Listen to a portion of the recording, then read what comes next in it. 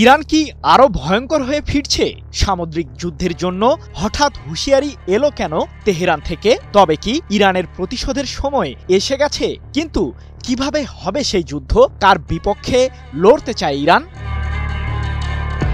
ইসরায়েলের উদ্দেশ্যে আবারও কড়া হুঁশিয়ারি দিয়েছে ইরান। এবার হুঁশিয়ারি এলো সেই বাহিনী থেকে যারা গত জুনে ইহুদিবাদী দেশটিকে নাকানি চুবানি দিয়েছিল। সাম্প্রতিক 12 দিনের যুদ্ধের পরও ইসরায়েলের উচিত শিক্ষা হয়নি, তাই তো বারবার ইহুদিবাদী দেশটিকে লক্ষ্য করে হুঙ্কার দিচ্ছে আইআরজিসি।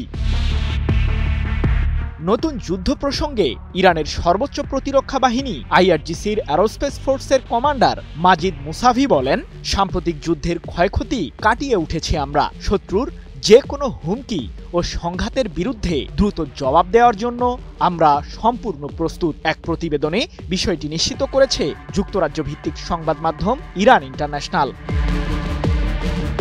এর আগে গত 13 জুন ইরানের সামরিক ও পারমাণবিক স্থাপনাগুলোকে লক্ষ্য করে আকস্মিক বিমান হামলা চালায় ইসরায়েল। এরপরই লেগে যায় দুই পক্ষের তুমুল যুদ্ধ। সেই যুদ্ধে ইরানের সশস্ত্র বাহিনী ইসরায়েলি ভূখণ্ডে ধারাবাহিক ক্ষেপণাস্ত্র ও ড্রোন হামলার মাধ্যমে কড়া প্রতিক্রিয়া জানায়। এক পর্যায়ে ইসরায়েলের সমর্থনে ওই যুদ্ধে যোগ দেয় যুক্তরাষ্ট্র।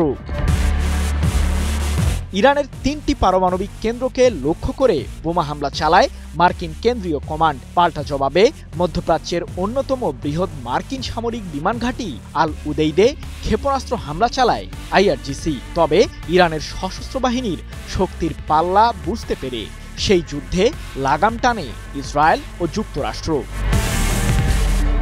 কিন্তু সমুদ্র যুদ্ধ নিয়ে এত ভাবছে কেন ইরান?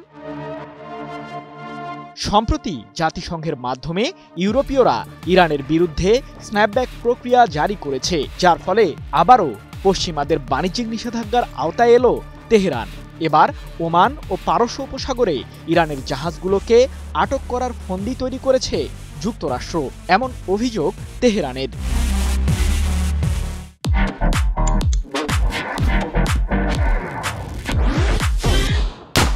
তবে মার্কিন প্রশাসন ইরানের জাহাজ প্রসঙ্গে কোনো ধরনের ভুল সিদ্ধান্ত নিলে উপসাগরীয় অঞ্চলে আইআরজিসির কঠোর প্রতিরোধের মুখে পড়তে হবে যুক্তরাষ্ট্রকে। সে লক্ষ্যে আইআরজিসির নৌবহর ও ক্ষেপণাস্ত্র ঘাঁটিগুলো উচ্চ সতর্কতায় রয়েছে বলে জানা গেছে।